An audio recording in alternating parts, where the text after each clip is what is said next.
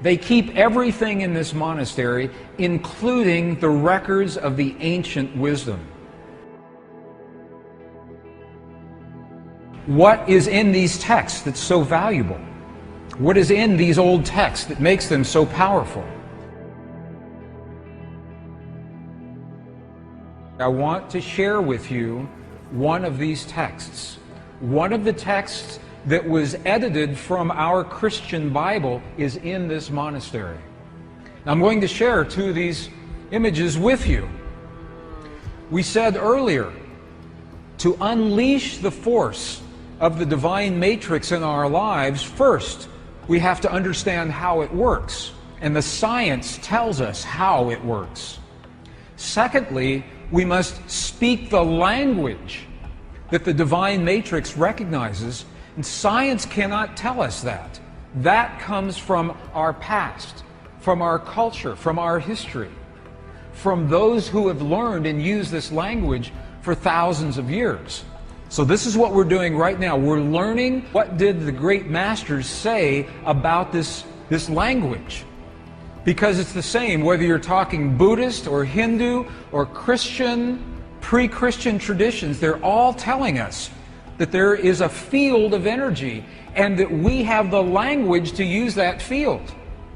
This is an actual page out of the Gospel of Thomas. So we know that this ancient gospel actually existed. And you can see some of the letters. These are Greek letters. You can actually read some of, if you know Greek, you can see some of the Greek letters right here. In the Gospel of Thomas, two very important keys. This was written right around 300 years after the time of Jesus. We've been in the Buddhist monasteries in Tibet, and they're telling us that feeling is the prayer, one. Two, that we must feel as if our prayers have already been answered. Okay, and now we're in an Egyptian monastery with the texts that used to be our tradition before they were edited. And we're going to look at the instructions that tell us how to do that. Gospel of Thomas, verse 106, translated from the Nag Hammadi Library. It says, when you make the two, thought and emotion, one. So the Gospel of Thomas is talking about thought and emotion. It's saying when you make your thought and your emotion one, look at what happens. You will say to the mountain, mountain, move away, and the mountain will move away. It's saying that when you can marry your thought and your emotion into one single potent force, that is when you have the power to speak to the world. When you make the two one, the two, thought and emotion, when the two become one in our hearts, we create the feelings in our bodies. And you'll see how to do that in just a minute. Let's go back to the Gospel of Thomas, another verse. Now this is verse 48. It says almost the same thing. This was so important that it was recorded at least 3 different times in the same gospel. Look at what this says. If the two make peace with each other in this one house, you are the house, you are the temple. If the two make peace with each other in this house, if thought and emotion become one, if they make peace with each other in this house, look what happens. They will say to the mountain, move away, and it will move away. He's telling us again, in a completely different verse, how powerful it is to marry thought and emotion. But they still haven't told us how. How do you do this? That's the next piece. In the early Christian Bible, your Bible today, there is a passage. How many have heard, ask and ye shall receive? Have you heard that before? Ask and you shall receive. Have you heard that? I know people that ask and ask and ask and nothing happens. Because the asking is not done with the voice. The asking is not done, please, please, bring this to my world. That's not asking. To ask, we must speak to the field, to the divine matrix, in the language that the field recognizes. And a language that's meaningful. The field doesn't recognize our voice, it recognizes the power of our heart. Remember this morning, our heart, we have a feeling, creates electrical waves, magnetic waves. That's the language the field recognizes. So when you create the feeling in your heart as if your prayer is already answered, that creates the electrical and the magnetic waves that bring that answer to you. And you're going to see this in just a moment. Ask and ye shall receive.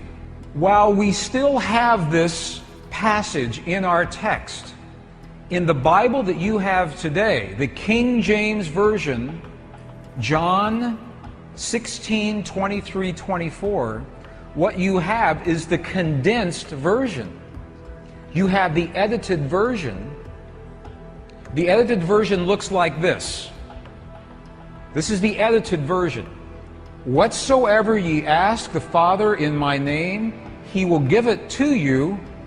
Hitherto have ye asked nothing in my name. Ask and ye shall receive, that your joy may be full. Okay, this is the edited version. This is so amazing to me because they took out the two sentences that tell us how to ask. In the 4th century, when the edits happened, they took those two sentences out. Would you like to see those two original sentences? All things that you ask straightly, directly, from inside my name, you will be given. It says, so far you've not done this, because if we ask with our voice, we have not done this. Now here's the piece that was edited. Here is what was lost. Look at these two very powerful sentences. Ask without hidden motive and be surrounded by your answer. Be enveloped by what you desire, that your gladness be full. Look at what it's saying. It's not saying to speak a word, it's saying to be surrounded, to feel as if. If you are surrounded, you are feeling as if your answer has already happened. Be enveloped. If you want the perfect relationship in your life, if you want the healing in the body of your loved ones, feel the feeling of what it is like as if that has already happened. Be enveloped by what you desire, because that is when your thought and your emotion become one. You think the thought of the healing in your loved ones, and you feel the love of that thought. They become one, and that is the language that this field recognizes. You're going to see an example of this, another example here in just a moment. Ask without hidden motive. What does that mean? Hidden motive. Ask without judgment. This is precisely what the Buddhists are telling us. Ask without the judgment of the right or the wrong or the good or the bad. Ask without the ego. Ask from the heart. Because to be, if it says be surrounded, that means to feel as if. To feel as if. Now, if that sounds too religious, because it's from the Bible, we spoke this morning about Neville. The philosopher Neville, early in the 20th century, his book, The Power of Awareness. Look at what he says. It's the same thing. Neville says, you must make your future dream a present fact now by assuming the feeling of your wish fulfilled, to come from the place that it's already happened. Have you seen martial artists when they demonstrate their focus by breaking a concrete block? Here is the secret to breaking that block. When the martial artist is focused on that block, the very last thing that they are thinking is about their hand hitting the block. Because if they think about that, they know it will hurt. So they focus on what happens after their hand has passed through the block, as if it has already happened. They focus on a place below the block and feel the feeling as if their hand is already in that place. That is a metaphor, that is an equivalent for what we're doing with the power of emotion. Feeling as if the experience has already happened.